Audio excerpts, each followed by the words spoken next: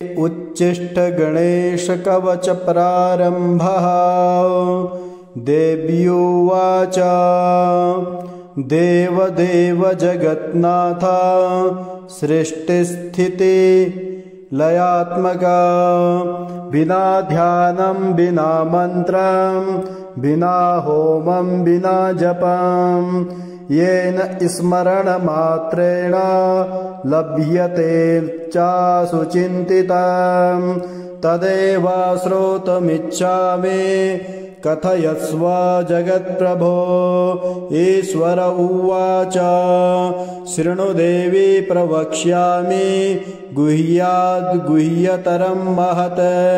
उच्चिष्टगणनाथस्य कवचं सर्वसिद्धिदाम्।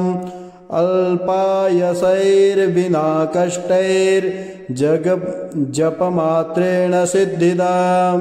एकान्ते निर्जनेरण्यं गह्वरेण च रणाङ्गणे। सिन्धुतीरे च गङ्गायाः कूले वृक्षतले जले। सर्वदेवालये तीर्थे लब्ध्वा सम्यक् जपं चरेत्।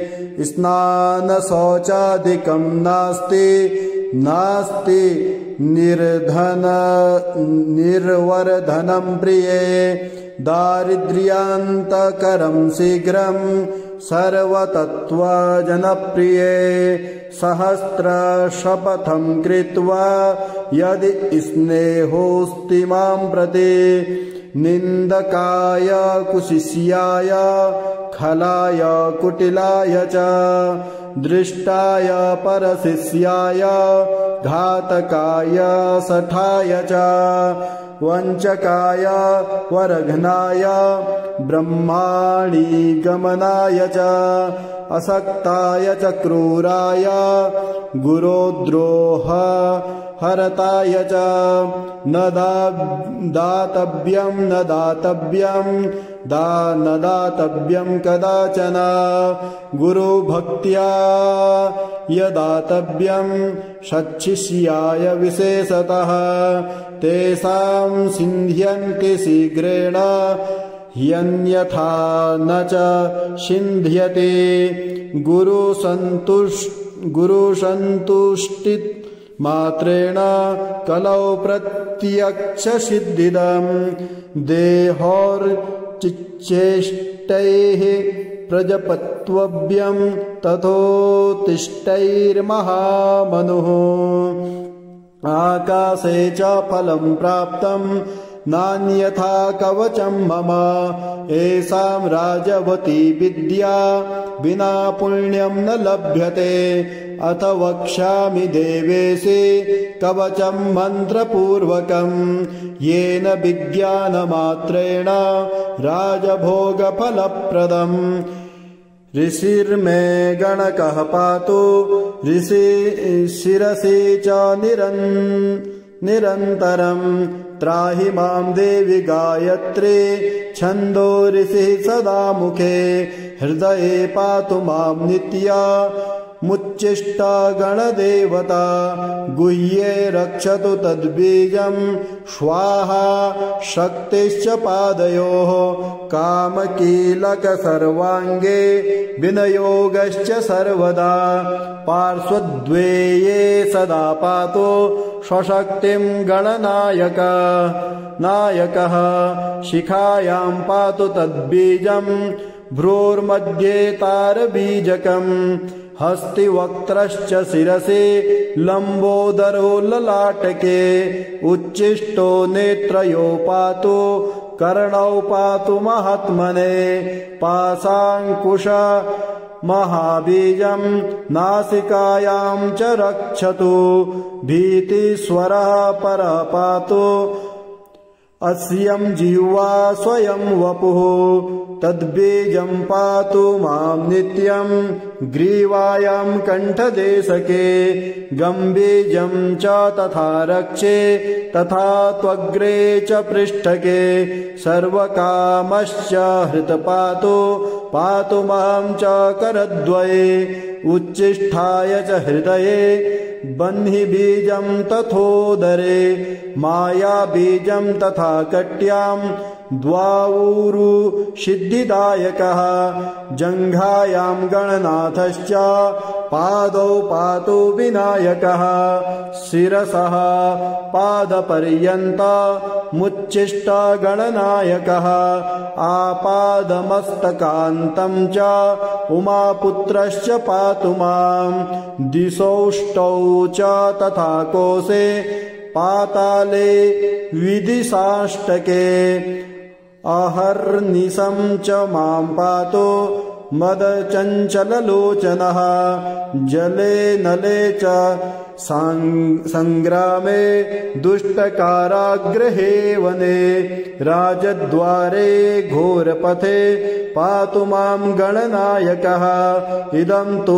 कवचं गुह्यं मम वक्त्राद्विनिर्गतं त्रैलोक्ये सततं पातु द्विभुजं च चतुर्भुजः ब्रह्म्य भयन्तरं पातु सिद्धि बुद्धिर्विनायकः सर्वसिद्धिप्रदे देवे कवचमृद्धिसिद्धिदम् एकान्ते जप प्रजपेन मन्त्रः कवचं युक्तिसंयुतम् इदं रहस्यं कवचमुच्छिष्ट गणनायकम् सर्ववर्मसु देवेशि इदं कवचनायकम् एतत् कवचमाहात्म्यं वर्णितुं वै नैव शक्यते धर्मार्थकाममोक्षं च नानाफलप्रदं नृणां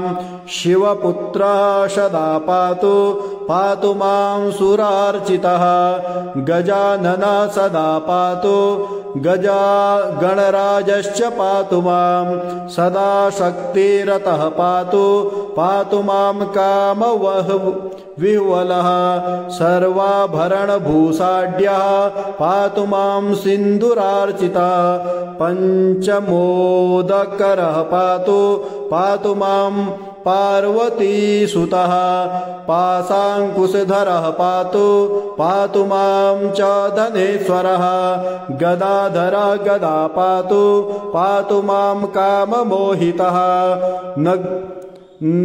नग्ननारीरतः पातु मां च गणेश्वरः अक्षयं वरदः पातु शक्तियुक्तः सदावतु भालचन्द्रः सदा पातु नानारत्नविभूषितः उच्छिष्टगणनाथश्च मदाघूर्णितलोचनः नार्यो निरस्वादः पातु मां गजकर्णकः प्रसन्नवदनः पातु मां भगवल्लभः जटाधरः सदा पातु मां च किरीटिकः पद्मासनस्थितः पातु रक्तवर्णश्च पातु मां नग्रश्याममधोन्मतः पातु मां गणदेवतः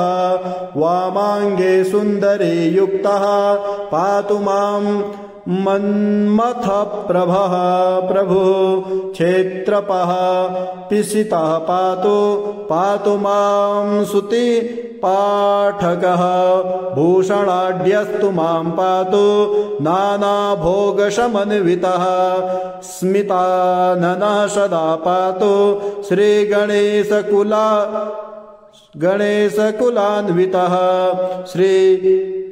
रक्तचन्दनमयः सुलक्षणगणेश्वरः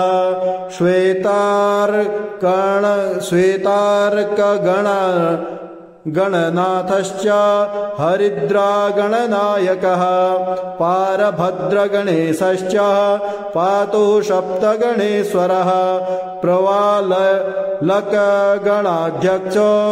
गजन्तो गणेश्वरः हरबीजगणेशश्च भद्राक्षगणनायकः दिव्यौषधे समुद्भूतो गणेशाश्चिन्तिता प्रदः लवणस्य गणाध्यक्षो मृत्तिका गणनायकः तण्डुलाक्ष गणाध्यक्षो गोमयश्च गणेश्वरः स्फटिकाक्ष गणाध्यक्षो रुद्राक्ष गणदेवतः नवरत्न गणेशश्च आदिदेवो गणेश्वरः पञ्चाननश्चतुर्वक्त्रः षडानन गणेश्वरः मयूरवाहनः पातु मां मूषकाशनः पातु मां देवदेवेशः पातु मां ऋषिपूजितः पातु मां सर्वदा देवो देवदानवपूजितः त्रैलोक्यपूजितो देवः पातु मां च विभुप्रभुः रङ्गस्थं च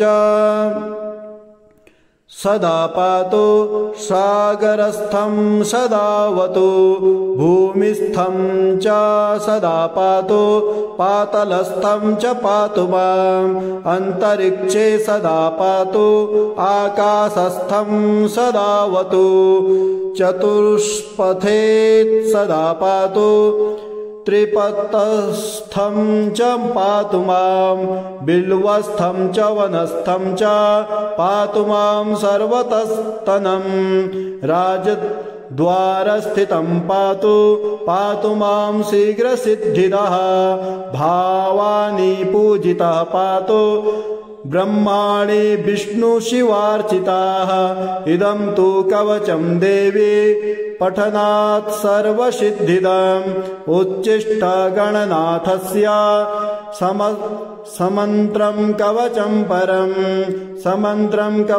परम् स्मरणात् भूपतित्वं च लभते सांगता ध्रुवम् वाचा सिद्धिकरं शीघ्रं परसैन्यं विदारणम् प्रातर्मध्याह्नसायाह्ने दिवा रात्रौ पठेन्नरः चतुर्थ्यां दिवसे रात्रौ पूजने मानदायकम् सर्वसौभाग्यदं शीघ्रं दारिद्र्यार्णवघातकम् सुदार सुप्रजा सौख्यं सर्वसिद्धिकरं नृणाम् जलेऽथवा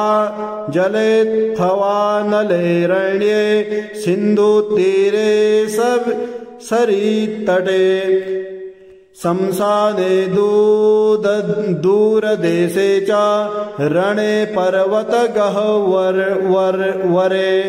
राजद्वारे भये घोरे निर्भयो जायते ध्रुवम् सागरे च महाशीते दुर्भिक्षे दुष्टसङ्कटे भूतप्रेतपिशाचादे यक्षराक्षसजे भये राक्षसी यक्षिणी क्रूरा शाकिनी डाकिनी गणाः राजमृत्योहरं देवे कवचं कामधेनुवत् अनन्तफलदं देवी रतिमोक्षं च पार्वती कवचेन विना मन्त्रं यो जपेद गणनायकम् इह जन्मादिपापिष्ठो जन्मान्ते मूषको भवेत्।